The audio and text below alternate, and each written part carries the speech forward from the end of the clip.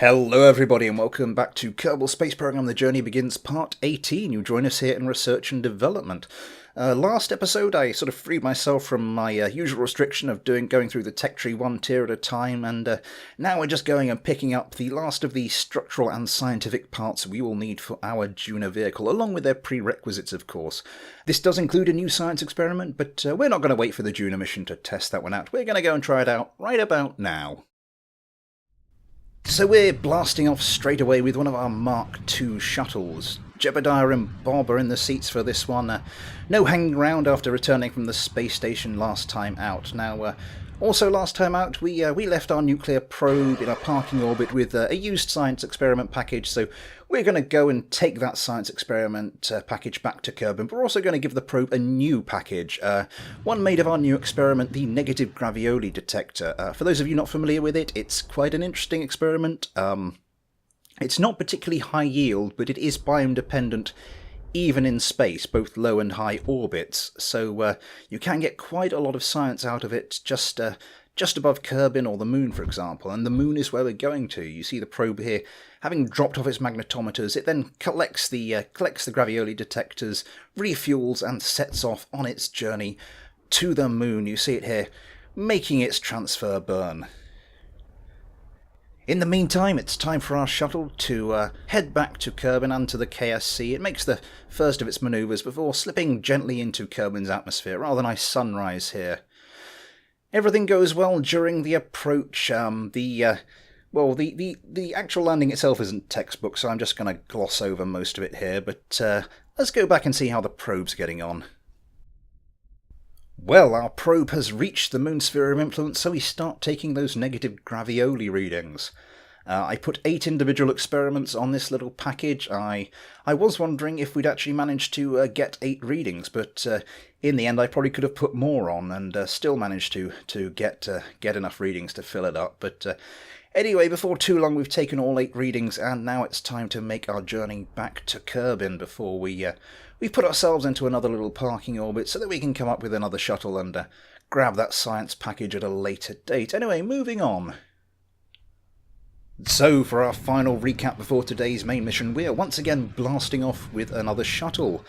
Bargel Kerman is joined by Gwenby for this one, and we are going to go and take more negative gravioli detector readings, but this time we're going to do it in the shuttle, in the little cargo bay here. You might notice this is the crew version of the shuttle, for reasons that will become apparent later. Anyway, I take up another 8 gravioli detectors, but I think we only managed to fill 6 of them, but, well, that's good enough, and before too long we rendezvous with the space station before we get down to the business of docking. And then it's time to transfer all that lovely science across to the laboratory for processing. We leave the space shuttle up here docked for, yet again, reasons that will become apparent later. Anyway, moving on to today's mission. So here we go, blasting off from the KSC in one of our Brunel Mark I rockets at 4 times time acceleration just to get this launch part out of the way. Jebediah, Bob and Bargel are along for the ride this time out, and well, you might have noticed something a bit different from our normal Brunel Mark Is. For a start, this doesn't have a payload section, which is unusual, and secondly, there appears to be an awful lot of bric-a-brac attached to the outside of that little orbital vehicle at the top here. So, what exactly is going on? Well, I'll tell you what's going on. That is our Duna lander. That is the vehicle that will detach from the mothership in low Duna orbit, fly down to the surface, do an absolute crap ton of science experiments, because there are an absolute crap ton of science experiments in that little service bay on it there, and then fly back up into Duna orbit and hopefully to rendezvous with the mothership safe and sound. So we're going to take this up to the space station, get it docked, and then we have 2 components of our Duna vehicle up at the space station docked and well ready to go once the rest of the modules are up there. Anyway, I think it's about time we rejoin the live commentary here. So here we are in space with our little Duna lander vehicle. Let's get you pointing prograde. Actually, I want to turn you round. I want to get the hatch facing outwards. I don't know why. It just seems to look right to me. And we are 5 minutes to AFWAP, so let's start time accelerating forward a bit. Go up to 50 times. Be a little bit careful we don't overshoot.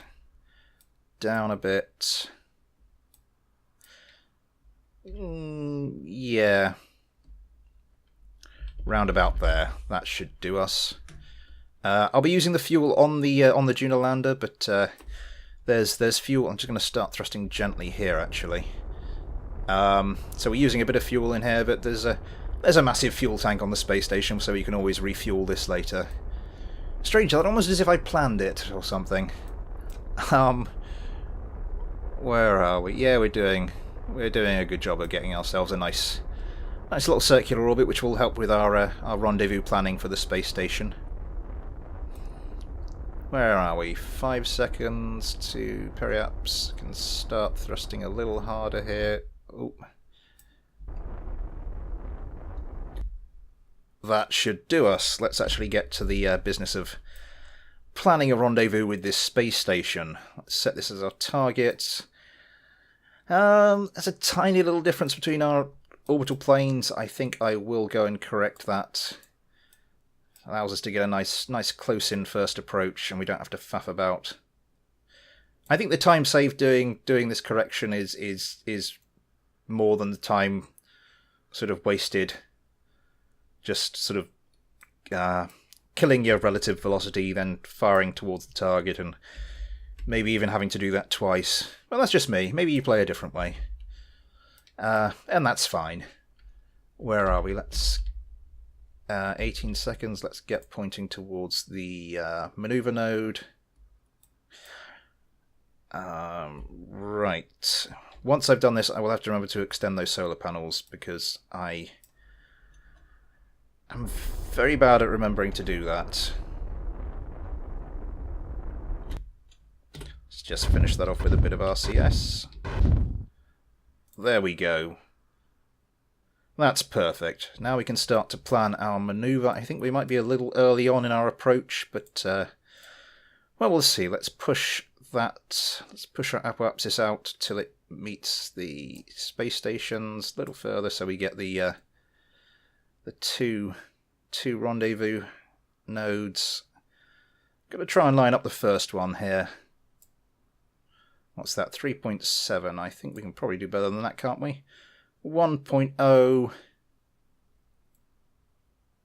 Can we do better than that? What are you? 1.5.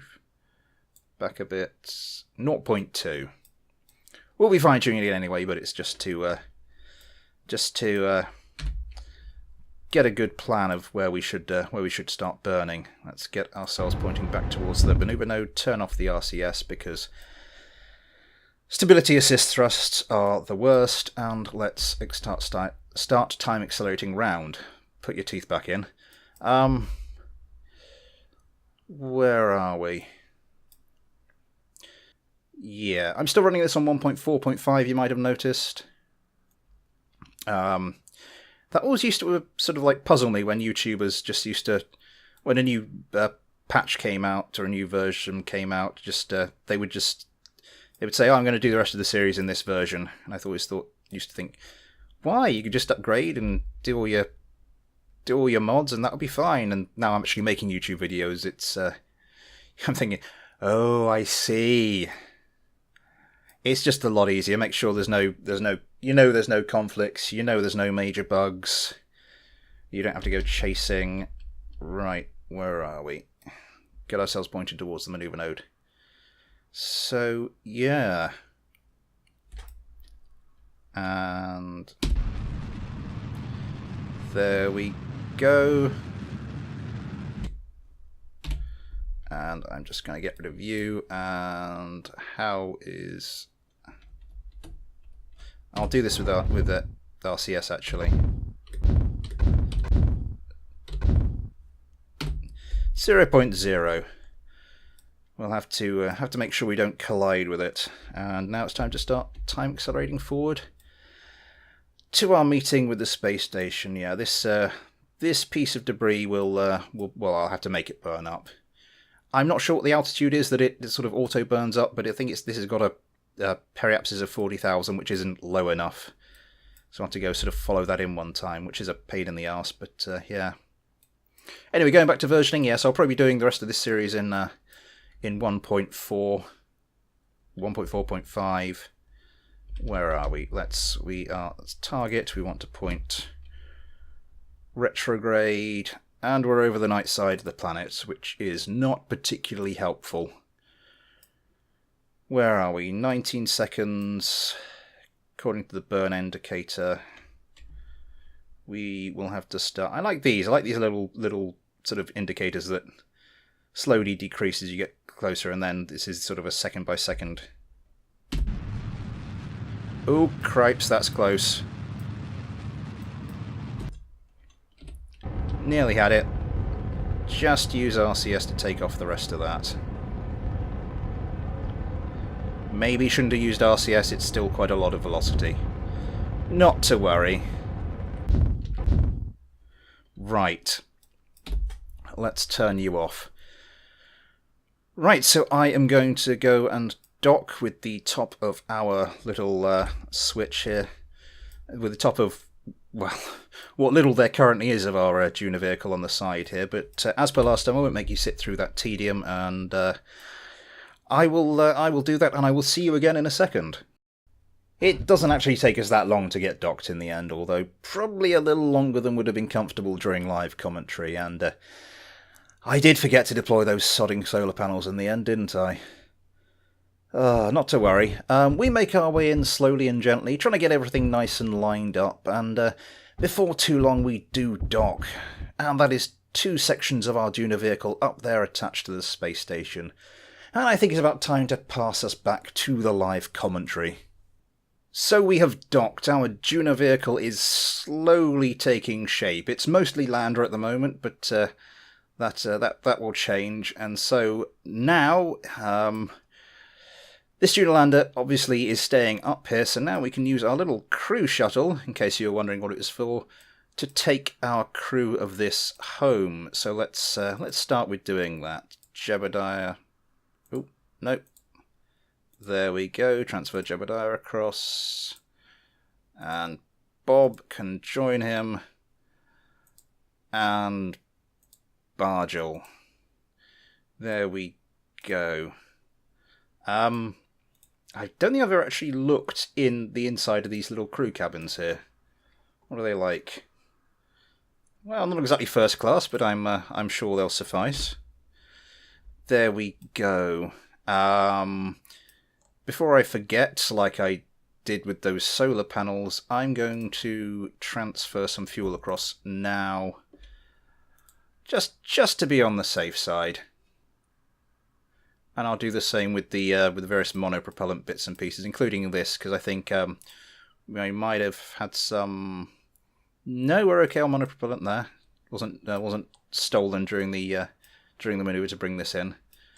So where are we? So in our little service bay here with all our science experiments, we do have a little monopropellant tank. So we are going to go and fill that up. There's not a lot in there. Actually, I'm not sure what are you like? You've used a bit of monopropellant from here as well.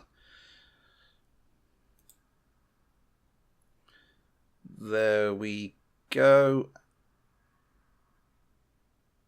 And yep, all refueled, all looking lovely. Whilst I'm here, I can probably actually, because we've got fuel we don't really need, so we can just refuel it like that. I should have done it just straight like that. That would have made more sense. Forward planning, it makes a lot of sense. But yeah, so that's that all done. Everything's fine there. So that's everything done. Just check we've got all the Kerbals where they're supposed to be. Yup. So now it's time to undock.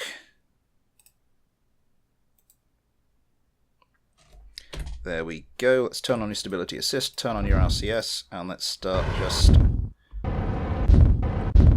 Wrong button. That's not good for the solar panels.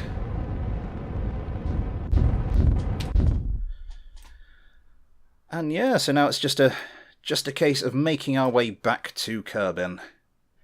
So it's time to draw today's episode to a close as we make our way back into Kerbin's atmosphere and then back for a landing at the KSC. Again, not my greatest ever landing, but you know, every landing you walk away from and all that. So I suppose now our thoughts turn to what module will be next for our Duna vehicle, but well, I think that'll have to wait for another day. So until then, thanks for watching, take care, and I'll see you next time.